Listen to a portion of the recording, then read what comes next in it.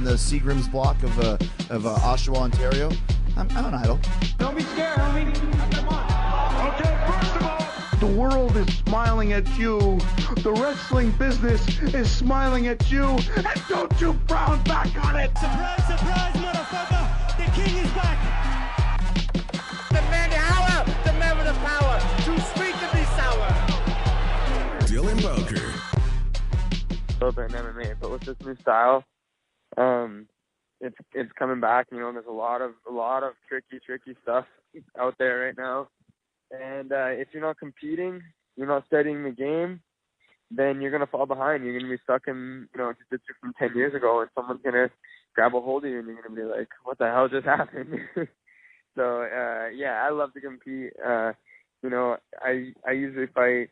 You know, this will be my third fight this year, mixed in with, you know, multiple jiu-jitsu tournaments. So I'm almost always competing. Maybe like, you know, have 1 month out of the year, 1 or 2 months that I don't actually have like a, you know, anything going on where I'm not competing at all or training for anything.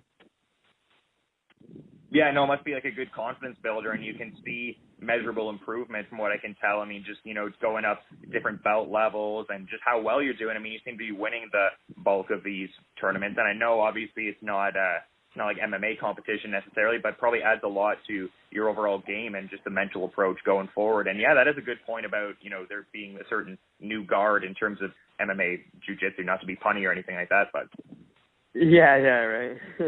Yeah, no, exactly. It's the style's changed a little bit, and there's some new techniques.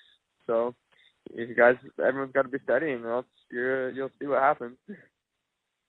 Yeah, and it looks like you've got a huge one coming up here. Not even just your title fight necessarily. I mean, that's obviously a big fight, but 3 title fights, and there's going to be the big to-do at the Royal Palace there when the fights go, weigh-ins at West Edmonton Mall. Obviously, there's a, you know, profound focus on the fight for sure, but is there a certain amount of stopping and smelling the roses a little bit and being like, oh, you know, this is kind of a cool presentation overall? You know, it would be nice to, but for me, it's, you know, I've been the only 135er on the card for Unified as of, you know, late. You know, I haven't had a 135 champ in a while. This would be my 4th consecutive fight for Unified MMA. So I already feel like I'm the guy in the division. You know, I feel like the fight makes a lot of sense for me. And, you know, I'm not looking to, you know, sit around and be like, oh man, I got a title, blah, blah, blah, all this stuff. No, I'm just training the same as it's always been. I'm still the 135 guy at Unified. You know, and nothing has changed. They're just gonna give me something shiny to take home, and we're gonna get ready for the next one. Yeah, no, and it's a huge fight with Noah Ali there. No doubt, all 5 of your wins coming by submission as well. So, is there a certain pressure going into that then, or do you just kind of let the submission present itself when it does? I think it's just you know, my style, my matchup, how it goes with these other MMA fighters that, you know, have been taught certain things that, you know, I just know a few little tricks that they get trapped in or don't see coming. So I don't necessarily think of it as like pressure, like, oh man, I need to get this first round submission. Yeah. Like I said, it's just one of those things where you let me get to a certain spot, you know, I don't think you're getting out unscathed. So it's not like I'm getting out there like, oh man, you know, this fight I'm gonna come out and I'm gonna go down and get the armbar right away. No, it's just how it happens and how it presents itself. But I definitely always want to be known as a finisher. Obviously, all my fights have been finishes so far, so it's a trend I want to continue. People like to see it. People love to see it. They love to see the crazy style of jiu-jitsu where, you know, after the fight, people come up, they're like, man, I don't even know what the hell you did there. It's like, you know, I'd like to have that type of, you know, following rather than, you know, have people be like, oh, yeah, you know, that's cool, you won 5-round decision. Yeah, you kind of like, you got landed a couple better punches than the other guy. You know, I want to do something that someone's like, whoa, that was pretty cool. Yeah, absolutely. And it seems like you're trying to get a lot of just different looks with jiu-jitsu there. I mean, there are certain seminars with Eddie Bravo and training with guys like that. Do you have a desire to maybe try something like Submission Underground out or EBI? Because it seems like the jiu-jitsu scene now is thriving more so than it ever has been. Yeah, absolutely. I'm looking to compete in anything. You know what I mean? Like rock paper scissors down the road. Sure, let's go. I'll do anything if I can compete. I'm down. The submission underground Eddie Bravo Invitational. That's all stuff that I've got just ahead of me. Have these breakthrough fights. I think this will be a good breakthrough fight for me. People really know who I am, getting to the top 10 in Canada, and people will really start to take notice then. Yeah, for sure. And your last few fights have been with Unified MMA, but also I was noticing you fought once in 2015, also once in 2016. So I was wondering if there's a certain momentum going, having been more active this year. I mean, you're heading into your third bout of 2017. Yeah, absolutely. So when I first started fighting, before I had fought, people had always been like, "Oh, when are you gonna fight? When are you gonna fight?" And I went and I had my first fight, and it went great. When got the first round submission, everything went perfectly. It was a great fight. My next fight, I was like, it doesn't matter. I'll fight anyone, whoever. So my opponent, whatever, something happened, and I took a shorter notice fight. I'd been training the whole time. It didn't really matter for me, right? Against Bantamweight, and I lost that fight, and it wasn't like I lost it and I was like, man, I suck or anything like that. It was just I like the feeling of winning and not the feeling of losing. And I went and I worked really hard, and I never stopped training once at all. I trained all the way up until my debut. I lost my second fight. I trained and I trained and I trained, and I fought maybe like a year and a half later after that or something. And then I even took a little bit of time after that as well and trained just because I wanted to make sure I was always getting better. There are a lot of other fighters, they get in the habit of, I'm going to fight, I'm going to train, and then they're not going to fight, so they're not going to train. And then they're only going to train again once they start to fight. And I took my time and I made sure that I got my skills to where they needed to be. And now I feel like I'm at that point where I'm ready to, show everything. Like I said, this is my third fight this year, but my first two fights have been like a combined, 3.5 minutes. So I haven't taken much damage in the ring at all, which is great for me and my career. And it's definitely a plus to be able to go have these back-to-back fights with the confidence, not having to take time off and wait and have the unknown circumstances come into your mind. Yeah, for sure. I could definitely see you getting some traction from something like that. But even with the loss to Katona there that you mentioned, I mean, that's not a bad loss at all. Like you said, I mean, you didn't get down on yourself. He seems to be one of the more well-regarded lighter weight fighters in Canada, and you're riding a 4-fight win streak. So, I mean, definitely seem to learn something from it, right? Yeah, exactly. I mean, Katona's a great fighter. I do have respect for him. You got to respect the guys that beat you because they showed you something, right? So I definitely have some respect for Brad, but it's obviously something that's on my table in front of me, waiting for me to have that rematch. I think that after this fight, and possibly maybe the next is a rematch, or very soon, because me and him are kind of like putting ourselves at the top of the division. It just happens that we fought really early in our careers against each other. Yeah, no, that would be a great rematch, and that would be a very compelling bantamweight title fight if that were to materialize down the line there. But we're talking about getting to learn from certain martial artists, and I noticed you were training with Valentina Shevchenko a little while ago when she was through Edmonton. So how is it to learn from certain martial artists coming through like that? Yeah, I've had great opportunities to train with many great fighters. The thing with Valentina was amazing. She came down before her fight in Edmonton for the Bantamweight women's title, and had contacted me before, contacted my coach, and we kind of organized the training. And for the full maybe a week and a half before the fight, I was training with her every single day all the way up until the fight. She trained every single day. She probably would have trained the day of the fight if they would have let it. But, yeah. It was a really good experience getting to train with her coaches, and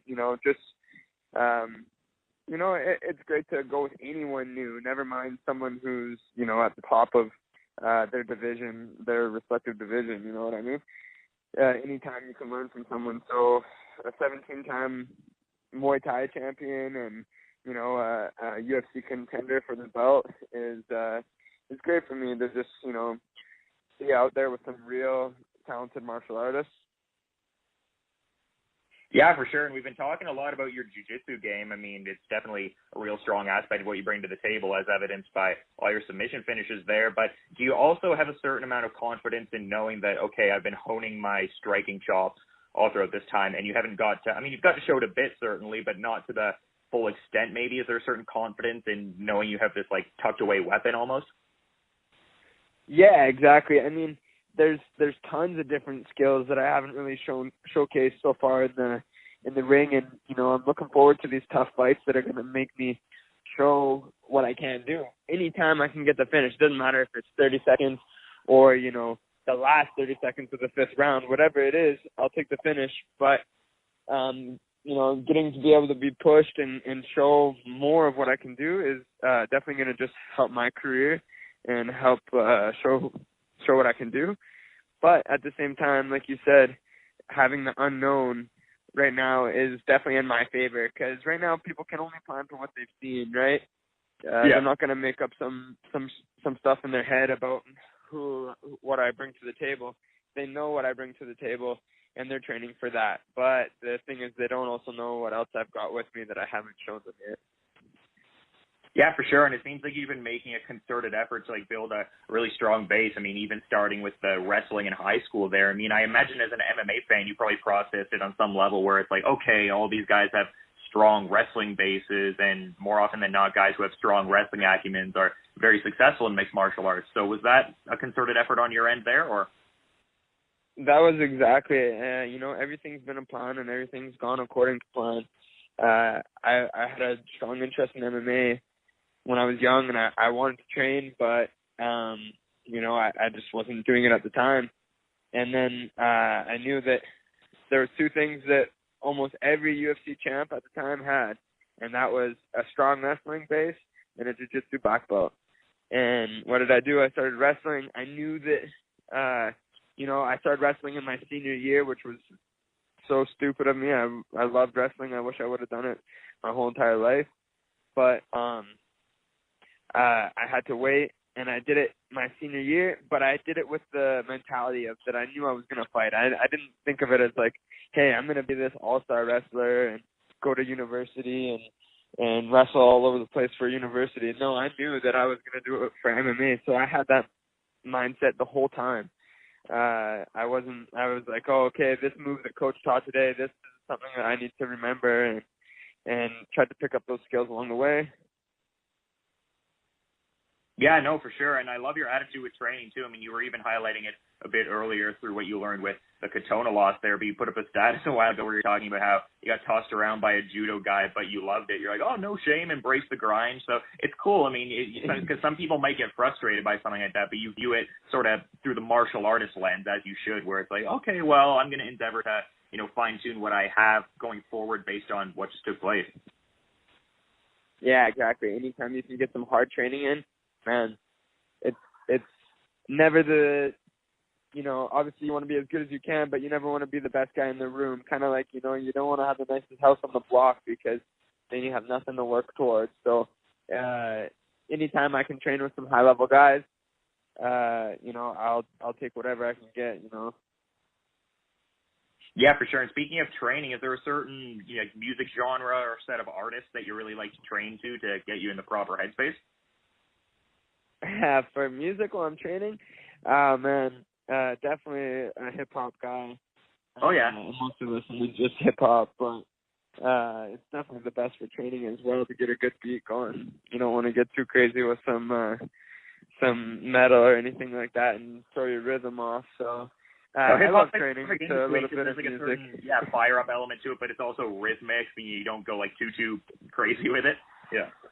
Yeah, exactly. I mean, I think if they would let us play music while we fight, you'd see some better stand-up from some of these guys. Give them a little bit better rhythm, because sometimes they forget music's in there in the gym. Sometimes all of a sudden something, you hear it going and it gets you back in your rhythm. So maybe one promotion will take note on that and bring the music while we're fighting. No, that would be sweet for sure. And I also noticed that you posted a bit of a pro wrestling promo a little while ago. You said, "This is my first taste," and it was the Freebirds promos, Michael P.S. Hayes. Was that, are you a pro wrestling fan, or was that just a whole, like, Michael Hayes you were digging? Nah, we're big WWE fans, and I actually am not a very big WWE fan at all. I never watched. Oh, that's cool. No, that's cool. It's kind of actually how I got into MMA. I remember a lot of my friends watching wrestling and stuff like that, and you know, maybe I turned on the TV when I was a young kid or something like that. My dad was like, "This is some bull crap, blah blah blah. You don't want to watch that stuff. I'll show you what you should be watching," and introduced me to real martial arts like boxing and MMA and stuff like that. And that's what I was interested in. I was never it never really was something that grabbed my attention. I've always been interested in MMA and martial arts like that. Oh, yeah, and I mean, it set you on a course for a huge fight. I mean, it's going at Unified MMA 33. You're going to be taking on Noah Ali for the vacant Bantamweight title. Unified there goes December 15th. And, yeah, you've been really great with your time, man. Is there anything you wanted to add as we're wrapping up here? I think that's all good for me here, man. If you need anything else, just let me know. I think we had a good conversation, man. I appreciate you giving me the time, though, and yeah, best of luck. I guess I'll see you at the weigh-ins and at the actual fights. Well, I guess depending on how busy your schedule is, you're probably gonna be rushed around a little bit, but a little bit, yeah. But sounds good, man. I'll see you at the night of the fight. Keep your eyes open. You know, never know. Leave that opportunity open. It might be done quick again. Yeah, exactly, man. That's a good way of looking at it. Appreciate the time again, though, and enjoy the rest of your night. Yeah, you too. Good night.